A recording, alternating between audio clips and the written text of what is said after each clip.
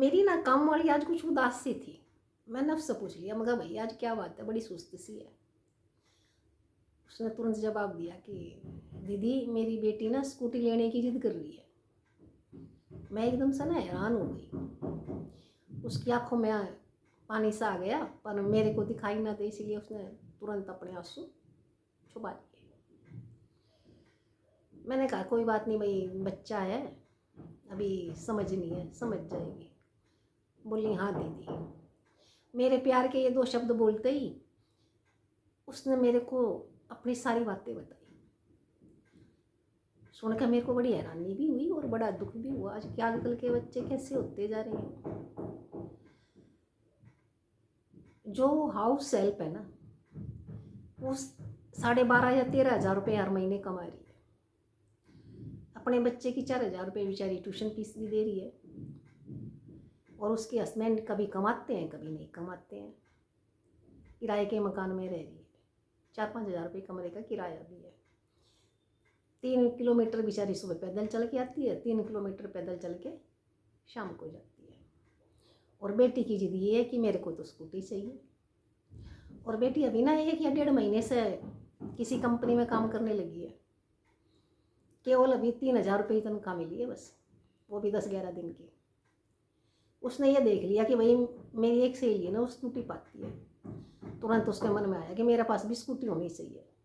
ना तो उसने अपनी मम्मी की हालत देखी, ना उसने ये सोचा मेरी मम्मी अकेली काम कर रही है, भाई मेरे पापा घर के काम में खर्चे में कोई सहयोग नहीं कर रहे। बस 2 दिन से वो बिटिया ना अपनी मम्मी से इतनी नाराज है कि ना तो मम्मी से बात करती है, ना मम्मी के फ़ोन का जवाब देती है, और ना अपनी मम्मी के काम में, घर के काम में कोई मदद करवाती है। वो बेचारी हाउस हेल्प सुबह 6:30 बजे घर से निकलती है, 3 बजे तक पहुंचती है। घर में काम करने के अलावा सारे जितने भी घरों का काम करती है, और फिर अपने बच्चों को भी संभालती है। और दुखी होते हुए मेरे से क्या बता रही है, अगर मैं शाम तक भी ना जाऊँ ना, तो कोई उससे ये नहीं पूछता घर में से कि मम्मी तुम अब तक घर क्यों नहीं आई हो। मैं बड़ी हैरान रह गई कि इस दुनिया में ऐसे भी बच्चे हैं। कहते हैं ना, बच्चे माँ बाप की भुजा होते हैं, माँ बाप की ताकत होती है बच्चे, माँ बाप की ज़िंदगी का सहारा होते हैं बच्चे। पर आजकल के बच्चे कैसे होते जा रहे हैं। बच्चों की हर ज़रूरत पूरी कर दो तो माँ बाप ठीक है, अगर बच्चों की ज़रूरत पूरी ना कर पाओ तो माँ बाप खराब है। उनसे बोलना बंद कर दो, उनकी हेल्प करना बंद कर दो, उनसे मोबाइल पे उनके फ़ोन का जवाब मत दो। क्या होता जा रहा है आज हमारे समाज में हमारे बच्चों को। मैंने उससे समझाया कोई बात नहीं, 20-21 साल की है, थोड़ा समझ जाएगी। मगर 20-21 साल की बच्ची या बच्चा समझने लायक तो हो ही जाता है कि मेरी मम्मी और मेरे पापा कितना संघर्ष कर रहे हैं। खैर, मैं किसी बच्चे या किसी बच्ची के ऊपर कोई सवाल खड़ा नहीं कर रही हूँ। मैंने उसको बड़े आराम से समझाया, कोई बात नहीं, थोड़े दिन में समझ जाएगी। तो इस वीडियो को जितने भी बच्चे देख रहे हैं ना,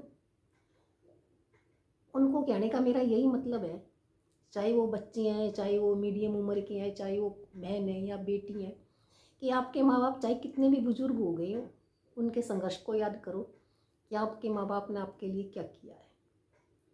और एक ज़रूरत अगर आपके माँ बाप की आपकी पूरी नहीं कर पाते, तो आप अपने माँ बाप को इतना बुरा बना देते हो कि उनसे बात करना बंद कर देते हो।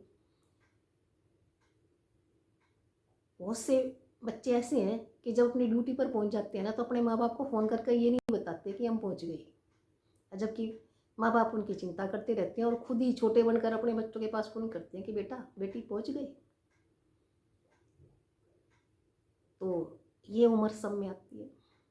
आज तुम अपने माँ बाप का दुख दर्द सहन नहीं कर पा रहे हो, देख नहीं पा रहे हो, परंतु तुम खुद भी इस उम्र में आओगे ना, तब आपको पता चलेगा कि माँ बाप का दुख और दर्द क्या होता है। मेहनत करो, कुछ पैसे जोड़ो, अपने घर की कंडीशन मजबूत बनाओ। जब आपके माँ बाप इतना संघर्ष कर रहे हैं, मेहनत मजदूरी कर रहे हैं,